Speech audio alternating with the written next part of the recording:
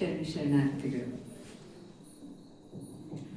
ಕಂಡ ಭಕ್ತನಿಗೆ ಕೈ ಮುಗಿವಾತನೇ ಭಕ್ತ, ಮೃದು ವಚನವೇ ಸಕಲ ಜಪಂಗಳಯ್ಯ, ಮೃದು ವಚನವೇ ಸಕಲ ತಪಂಗಳಯ್ಯ, ಸದು ವಿನಯವೇ ಸದಾಶಿವನನ್ನ ಒಲುಮೆಯಯ್ಯ, ಕೂಡಲ ಸಂಗಯ್ಯ ನಂತಲ್ಲದೊಲ್ಲನಯ್ಯ.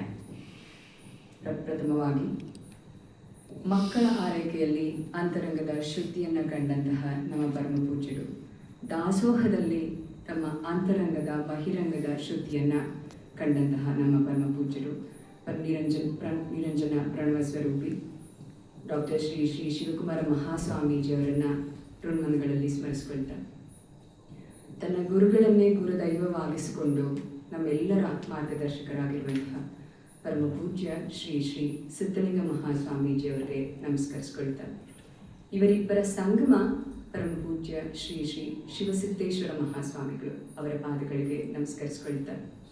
ವೇದಿಕೆಯಲ್ಲಿ ಇರುವಂತಹ ಹಿರಿಯರೇ ಹಾಗೂ ವೇದಿಕೆಯ ಮುಂಭಾಗದಲ್ಲಿರುವಂತಹ ನನ್ನ ಎಲ್ಲ ಹಿರಿಯರೇ ಹಾಗೂ ನನ್ನ ವಿದ್ಯಾರ್ಥಿ ಮಿತ್ರರೇ, ಇವತ್ತು ನನಗೆ ಕೊಟ್ಟಿರುವಂತಹ ವಿಷಯ ಶರಣರ ವಚನಗಳಲ್ಲಿ ಮನೋವಿಜ್ಞಾನ. ಮತ್ತೊಮ್ಮೆ ಹೇಳ್ತೇನೆ, ಶರಣರ ವಚನಗಳಲ್ಲಿ ಮನೋವಿಜ್ಞಾನ.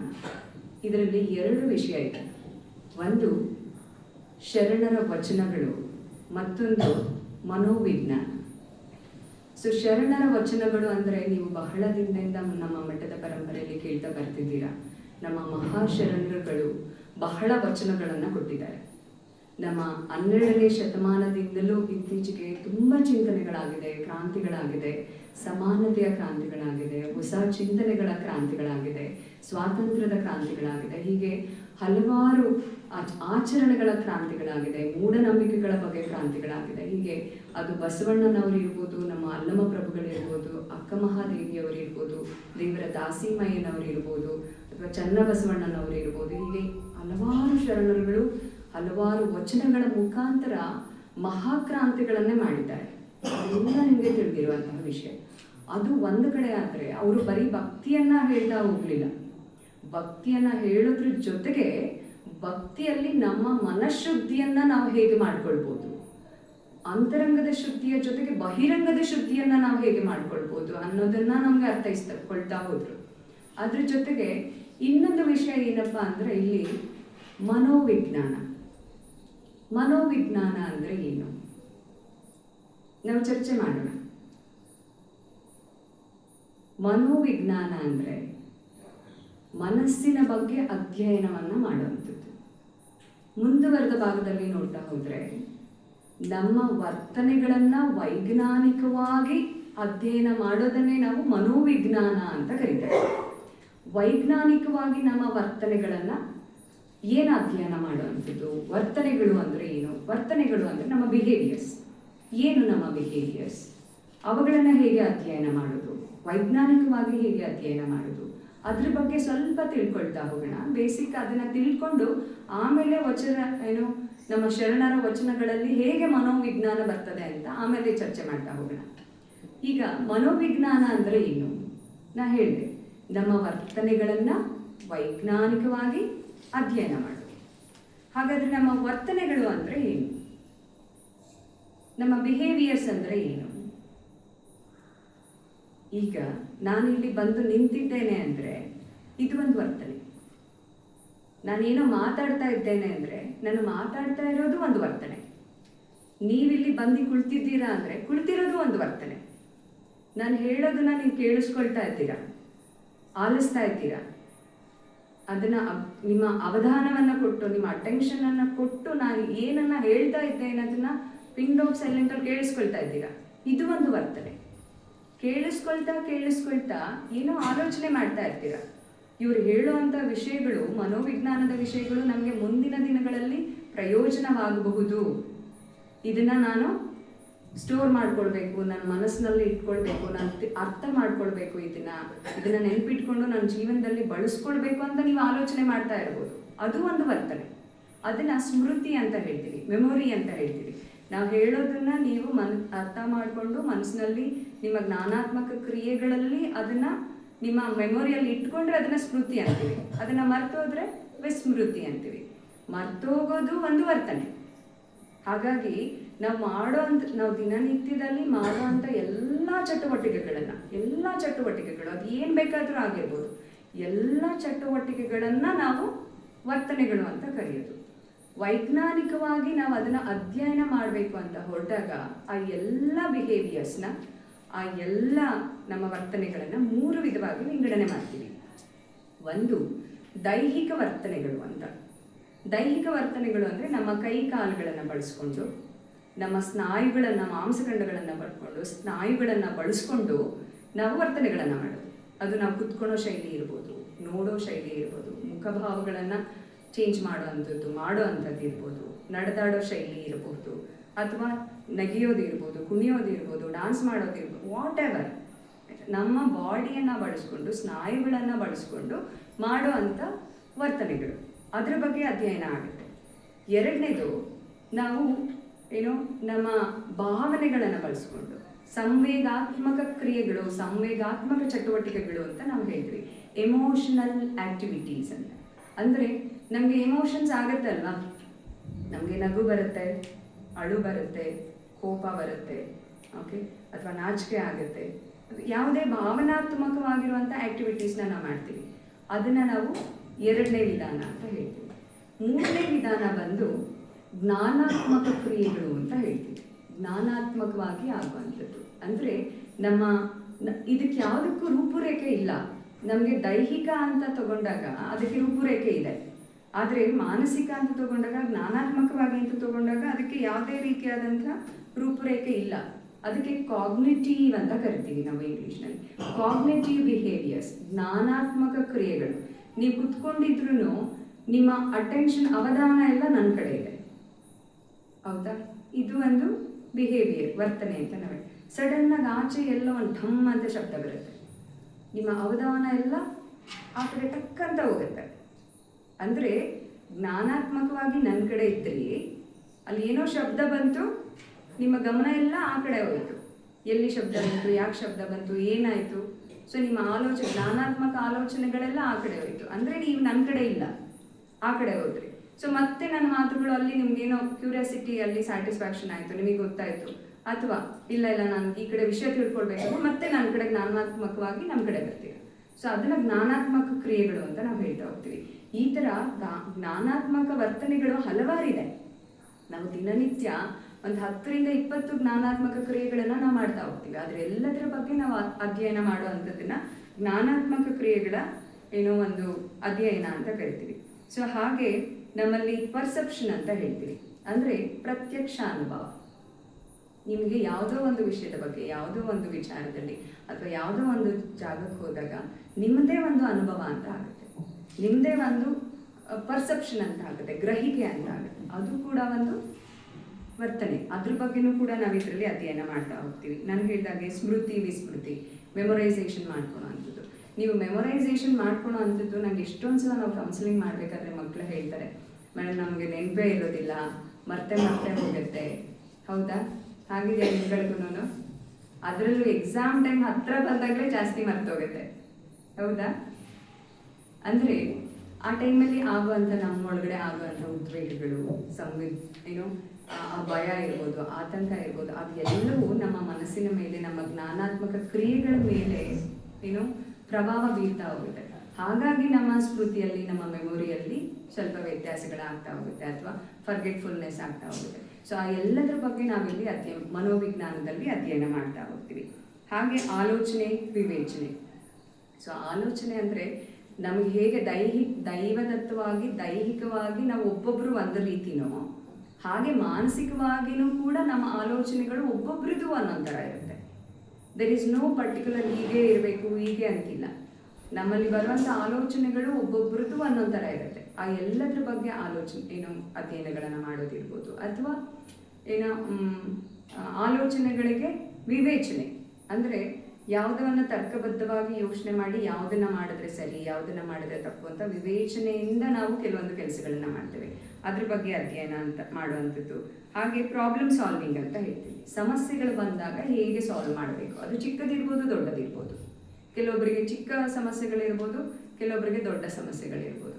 ಈ ಪುಟ್ಟ ಮಗು ತಗೊಂಡ್ರೆ ಸೈಕಲಲ್ಲಿ ಬ್ಲವ್ ಇಲ್ಲ ಅನ್ನೋದೇ ಒಂದು ಸಮಸ್ಯೆ.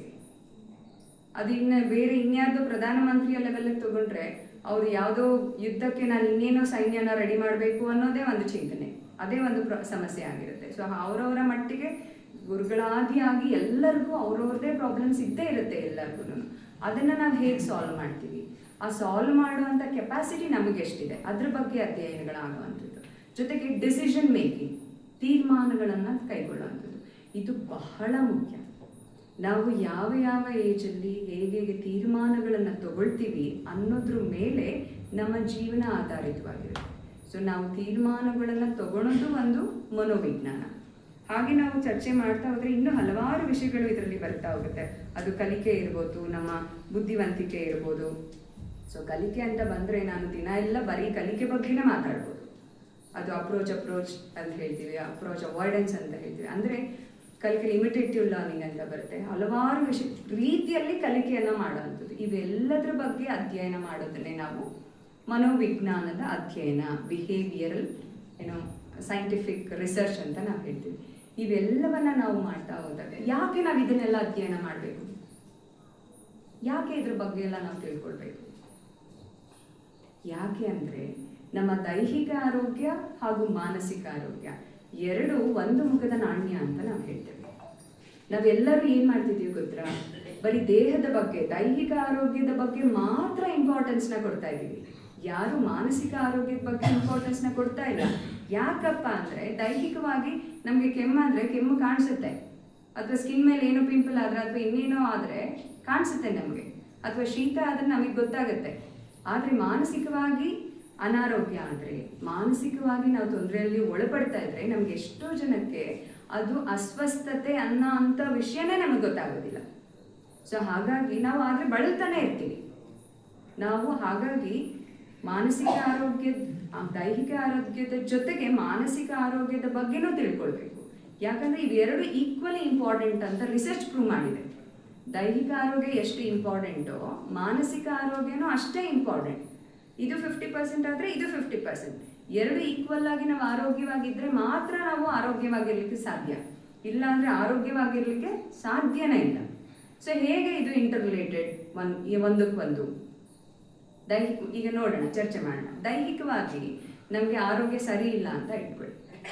ಮಾನಸಿಕವಾಗಿ ನಮಗೆ, ಈಗ ಫಾರ್ ಎಕ್ಸಾಂಪಲ್ ನಮಗೆ ಬಿ ಪಿ ಜಾಸ್ತಿ ಆಗಿದೆ ಅನ್ಕೊಳ್ಳಿ. ಸೊ ಬಿ ಪಿ ಜಾಸ್ತಿ ಇದ್ದಾಗ ನಾವು ಮಾನಸಿಕವಾಗಿ ನಮಗೆ ಚಡಪಡಿಕೆ ಜಾಸ್ತಿ ಇರುತ್ತೆ. ಮಾನಸಿಕವಾಗಿ ನಾವು ಯಾವುದೋ ಒಂದು ವಿಷಯದ ಮೇಲೆ ಜಾಸ್ತಿ ನೀಟಾಗಿ ಕಾನ್ಸಂಟ್ರೇಟ್ ಮಾಡೋಕ್ಕಾಗೋದಿಲ್ಲ, ಸರಿಯಾದ ತೀರ್ಮಾನಗಳನ್ನು ತಗೊಳ್ಳೋಕ್ಕಾಗೋದಿಲ್ಲ, ಮಾನಸಿಕವಾಗಿ ಡಿಸ್ಟರ್ಬ್ ಆಗ್ತೀವಿ. ಅಥವಾ ನಮ್ಮ ಥೈರಾಯ್ಡ್ ಗ್ರಂಥಿ ಯಾವುದೋ ಸರಿಯಾಗಿ ಕೆಲಸ ಮಾಡ್ತಾ ಇಲ್ಲ, ಓಕೆ, ಜಾಸ್ತಿ ಸ್ರವಿಕೆ ಆಗ್ತಾ ಇದೆ. ಇವೆಲ್ಲ ಕೇಳ್ತೀರಲ್ವಾ, ಥೈರಾಯ್ಡ್ ಟೆಸ್ಟ್ ಅಂತ ಮಾಡ್ತಾರಲ್ವಾ. ಸೊ ಥೈರಾಯ್ಡ್ ಟೆಸ್ಟ್ ಅಂತ ಮಾಡಿದಾಗ ಅದರಲ್ಲಿ ಜಾಸ್ತಿ ಸ್ರವಿಕೆ ಆಗ್ತಾ ಇದೆ ಅಂದಾಗ, ದೈಹಿಕವಾಗಿ ತೊಂದರೆ ಆದಾಗ ಅದು ಮಾನಸಿಕವಾಗಿಯೂ ಕೂಡ ಅವರಿಗೆ ಸಮಾಧಾನ ಇರೋದಿಲ್ಲ, ಅಟೆನ್ಷನ್ ಕೊಡೋಕ್ಕಾಗೋದಿಲ್ಲ, ಕಾನ್ಸಂಟ್ರೇಟ್ ಮಾಡೋಕ್ಕಾಗೋದಿಲ್ಲ. ಸೊ ಆ ಥರದ್ದು. ಅಥವಾ ಕಡಿಮೆ ಸ್ರವಿಕೆ ಆದಾಗ, ನಮಗೆ ಥೈರಾಯ್ಡ್ ಗ್ರಂಥಿಯಲ್ಲಿ ಕಡಿಮೆ ಸ್ರವಿಕೆ ಆದಾಗ, ಹಾರ್ಮೋನ್ಸ್ ಕಡಿಮೆ ಪ್ರಮಾಣದಲ್ಲಿ ಬಂದಾಗ ನಮಗೆ ಜಡತ್ವ ಜಾಸ್ತಿ ಇರುತ್ತೆ.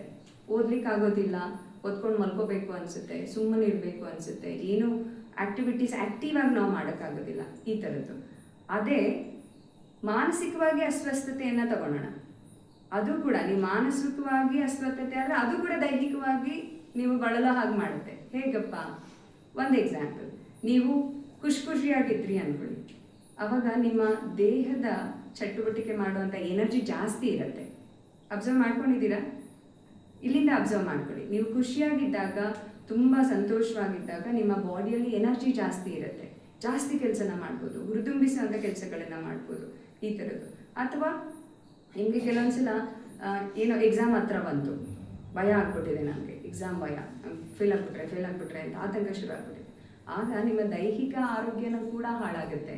ನಿಮಗೆ ಯೂರಿನೇಷನ್ ಜಾಸ್ತಿ ಆಗುತ್ತೆ, ನಿದ್ದೆ ಜಾಸ್ತಿ ಬರುತ್ತೆ, ಅಥವಾ ಕಡಿಮೆ ನಿದ್ದೆನೇ ಬರೋದಿಲ್ಲ, ಅಥವಾ ಅಜೀರ್ಣ ಆಗೋವಂಥದ್ದು, ಡೈಜೆಷನ್ ಸರಿಗಾಗೋದಿಲ್ಲ, ಮತ್ತೆ ವಾಶ್ರೂಮ್ಗೆ ಹೋಗಬೇಕು ಅಂತ ಅನಿಸುತ್ತೆ, ಈ ಥರದ್ದು. ಅಥವಾ ಊಟ ತಿಂಡಿ ಸರಿ ಮಾಡ್ಲಿಕ್ಕಾಗೋದಿಲ್ಲ, ತಿನ್ನಬೇಕು ಅಂತಲೇ ಅನಿಸೋದಿಲ್ಲ, ಹಶ್ವೇ ಆಗೋದಿಲ್ಲ, ಅಥವಾ ಉಲ್ಟಾ ಆಗೋದು, ಅತಿಯಾದ ಹಶ್ವ ಆಗೋದು, ತಿನ್ನಬೇಕು ಅಂತ ಅನಿಸೋದು. ಹೀಗೆ ಮಾನಸಿಕವಾಗಿ ಡಿಸ್ಟರ್ಬ್ ಆದರೂ ದೈಹಿಕ ಆರೋಗ್ಯ ಹಾಳಾಗುತ್ತೆ, ದೈಹಿಕವಾಗಿ ಡಿಸ್ಟರ್ಬ್ ಆದರೂ ಮಾನಸಿಕ ಆರೋಗ್ಯ ಹಾಳಾಗುತ್ತೆ. ಹಾಗೆ ನಾವು ಹಿರಿಯರ ವಿಷಯಕ್ಕೆ ಬಂದರೆ ನಾವು ಒಂದೇ ವಿಷಯನ ತುಂಬ ಯೋಚನೆ ಮಾಡಿದ್ರೆ, ಯಾರು ಮಕ್ಕಳು ನಮ್ಮನ್ನು ಏನೋ ಸರಿಯಾಗಿ ನೋಡ್ಕೊಳ್ತಾ ಇಲ್ಲ ಅಂತ ಇರ್ಬೋದು, ಒಂದೇ ವಿಷಯದ ಬಗ್ಗೆ ತುಂಬ ಯೋಚನೆ ಮಾಡೋದು, ಅಥವಾ ನೀವೇನೋ ಒಂದು ಆಸ್ತಿ ಏನೋ ಒಂದು ಮಾಡಿರ್ತಿರ್ತೀರ, ಅಥವಾ ನಿಮ್ಮ ಮನೆತನದ ಒಂದು ಗೌರವನ ಕಾಪಾಡ್ಕೊಂಡು ಬಂದಿರ್ತೀರ, ಆ ಘನತೆ ಗೌರವ ಅದೇ ಲೆವೆಲ್ಗೆ ಮಕ್ಕಳು ಮಾಡ್ತಾ ಇಲ್ಲ ಅನ್ನೋಂಥ ಚಿಂತೆನ ತುಂಬ ಯೋಚನೆ ಮಾಡ್ತಿದ್ದೀರಾ ಅಂತ ಇಟ್ಕೊಳ್ಳಿ. ಆಗ ನಿಮ್ಮ ಅದು ದೈಹಿಕವಾಗಿ ಕನ್ವರ್ಟ್ ಆಗಿ ನಿಮ್ಮ ಬಾಡಿಯಲ್ಲಿ ಪೇನ್ಗಳು ಸ್ಟಾರ್ಟ್ ಆಗುತ್ತೆ. ನೀವೆಲ್ಲ ಟೆಸ್ಟ್ಗಳು ಮಾಡಿದ್ರೂ ನಾರ್ಮಲ್ಲೇ ಇರುತ್ತೆ, ಬ್ಲಡ್ ಟೆಸ್ಟ್ ಮಾಡಿಸಿ ನಾರ್ಮಲ್ ಇರುತ್ತೆ, ಇನ್ನೆಲ್ಲ ಟೆಸ್ಟ್ಗಳು ಮಾಡಿಸಿ ನಾರ್ಮಲ್ ಇರುತ್ತೆ. ಆದರೂ ನಮಗೆ ಮೈಕೈ ನೋವು ಜಾಸ್ತಿ ಇರುತ್ತೆ, ಮಂಡಿ ನೋವು ಜಾಸ್ತಿ ಇರುತ್ತೆ, ಅಥವಾ ಏನು ಜಡತ್ವ ಜಾಸ್ತಿ ಇರುತ್ತೆ. ಸೊ ಅದೆಲ್ಲ ಸೈಕೋಸೊಮ್ಯಾಟಿಕ್ ಅಂತ ಹೇಳ್ತೀವಿ. ಸೊ ಹಾಗಾಗಿ ಎರಡೂ ಈಕ್ವಲಿ ಇಂಪಾರ್ಟೆಂಟ್. ನಾವು ಎರಡು ಈಕ್ವಲಿ ಇಂಪಾರ್ಟೆಂಟ್ ಅಂತ ನೋಡಬೇಕಾದ್ರೆ ಹೇಗೆ ಅದನ್ನು ನಾವು ಕಂಡಿಡ್ಕೊಳೋದು, ಹೇಗೆ ವೃದ್ಧಿಸ್ಕೊಳೋದು, ನಮ್ಮ ಮಾನಸಿಕ ಆರೋಗ್ಯವನ್ನು ಹೇಗೆ ವೃದ್ಧಿಸ್ಕೊಳ್ಬೇಕು, ಅಥವಾ ಮಾನಸಿಕವಾಗಿ ಅಸ್ವಸ್ಥರಿದ್ದೀವಿ ಅಂತ ನಾವು ಹೇಗೆ ಕಂಡಿಡ್ಕೊಳೋದು, ನಮ್ಗೆ ಹೆಂಗೆ ಗೊತ್ತಾಗುತ್ತೆ ನಾವು ಮಾನಸಿಕವಾಗಿ ಬಳಲ್ತಾ ಇದ್ದೀವಿ ಅಂತ ಹೇಗೆ ಗೊತ್ತಾಗುತ್ತೆ ನಮಗೆ.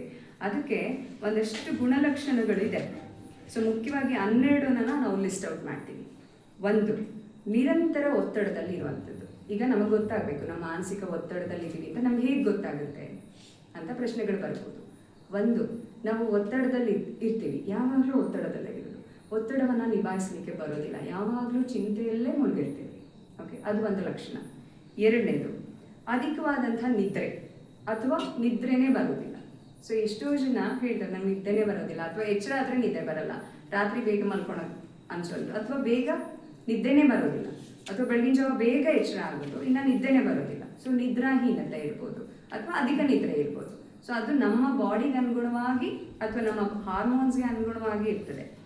3ನೇದು, ಆಸಕ್ತಿಯ ನಷ್ಟ, ಲಾಸ್ ಆಫ್ ಇಂಟ್ರೆಸ್ಟ್ ಅಂತ ಹೇಳ್ತೀವಿ. ಯಾವುದಕ್ಕೂ ನಮಗೆ ಇಂಟ್ರೆಸ್ಟ್ ಬರೋದಿಲ್ಲ. ಅದು ಓದೋದಿರ್ಬೋದು ವಿದ್ಯಾರ್ಥಿಗಳಾದರೆ, ಅಥವಾ ಆಟ ಆಡೋದಿರ್ಬೋದು, ಅಥವಾ ಎಲ್ಲರೂ ಹೋಗೋದಿರ್ಬೋದು, ಹೊಸ ವಿಷಯಗಳನ್ನು ತಿಳ್ಕೊಳೋದಿರ್ಬೋದು, ಅಥವಾ ನಾವು ಒಂದು 50-60 ವರ್ಷಕ್ಕೆ ಬಂದಿದ್ದೀವಿ ಅಂದರೆ ಊಟದಲ್ಲಿ ಆಸಕ್ತಿ ಕಡಿಮೆ ಆಗ್ಬೋದು, ಆಟದಲ್ಲಿ, ಅಥವಾ ಯಾವುದೋ ವಿಷಯಗಳನ್ನು ತಿಳ್ಕೊಳ್ಳೋ ಅಂಥ ಮನಸ್ಥಿತಿ ಇಲ್ಲದೇ ಇರ್ಬೋದು, ಅಥವಾ ನಾವು ಒಂದು ಬಟ್ಟೆ ಹಾಕೊಳ್ಳೋಕ್ಕೆ ಆಸಕ್ತಿ ಇಲ್ಲದೆ ಇರ್ಬೋದು, ನಾವು ಡ್ರೆಸ್ ಮಾಡ್ಕೊಳ್ಳೋಕ್ಕೆ ಆಸಕ್ತಿ ಇಲ್ಲದಲೇ ಇರ್ಬೋದು. ಎಷ್ಟೊಂದು ಸೀರೆಗಳಿರುತ್ತೆ, ಕೂಡ ಮನಸ್ಸಿರಲಿಲ್ಲ, ಏನೋ ಚಿಂತೆ, ಏನೋ ಭಾವ. ಸೊ ಹಾಗಾಗಿ ಆಸಕ್ತಿಗಳು ಎಲ್ಲದರಲ್ಲೂ ಕಳ್ಕೊಳ್ತಾ ಹೋಗ್ತೀವಿ. ಜೊತೆಗೆ ಹಸಿವು ಕಡಿಮೆ ಆಗಿಬಿಡುತ್ತೆ. ನಮಗೆ ಹಸಿವು ಆಗುತ್ತೆ, ತಿನ್ನಬೇಕು ಅಂತಲೇ ಅನಿಸೋದಿಲ್ಲ.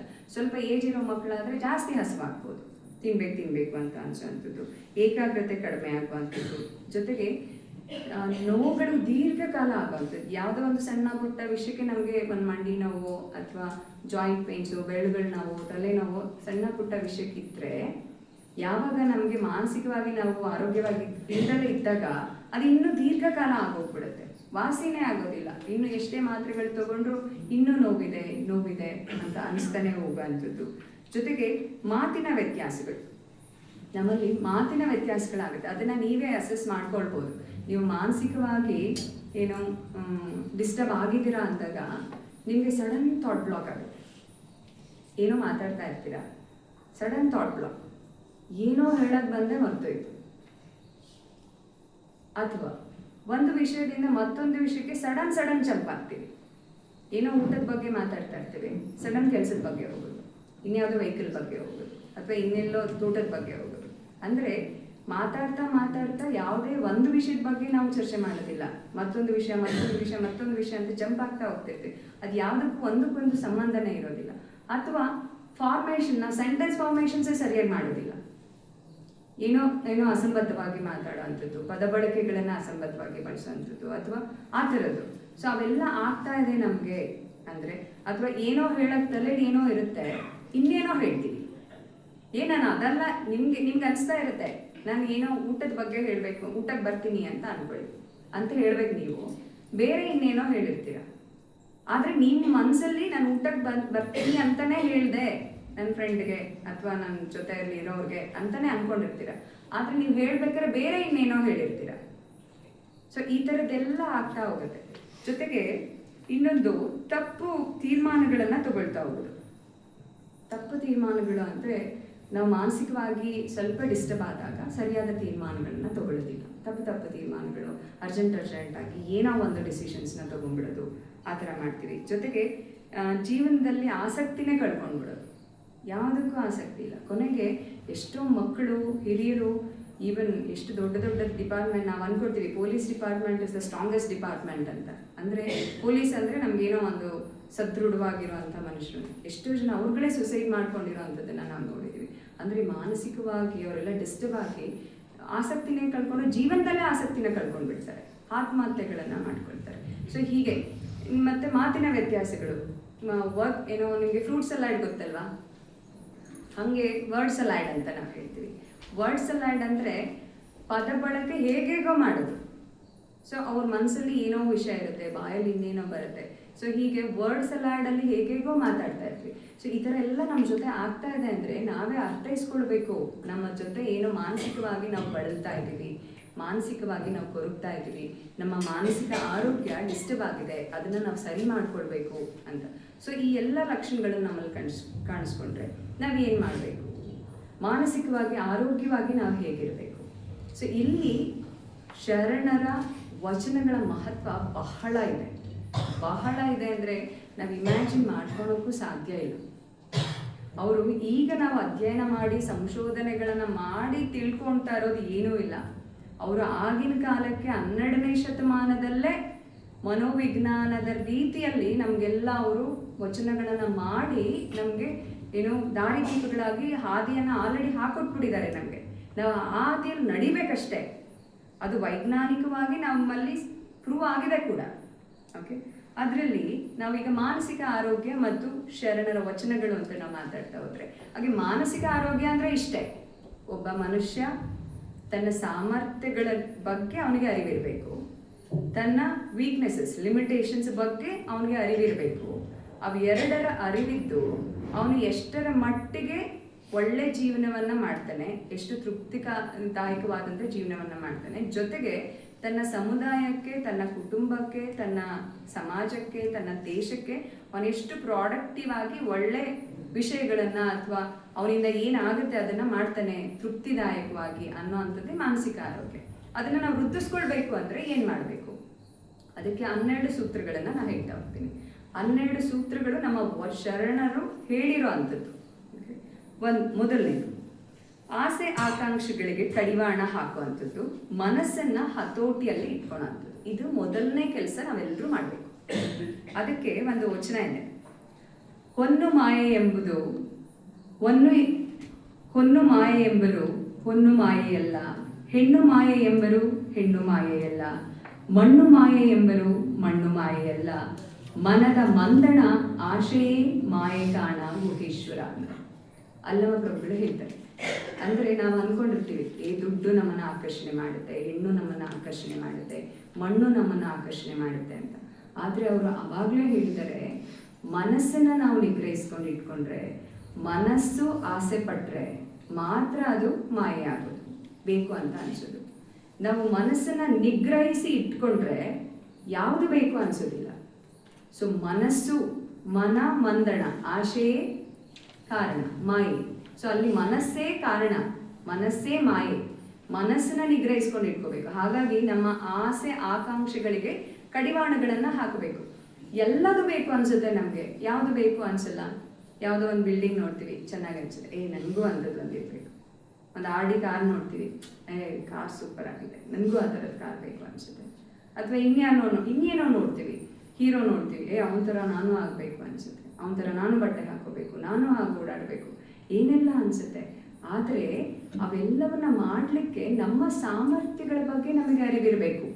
ನನಗೆ ಆ ಸಾಮರ್ಥ್ಯ ಇದೆಯಾ, ನನ್ನ ವೀಕ್ನೆಸಸ್ ಏನು, ನನ್ನ ಲಿಮಿಟೇಷನ್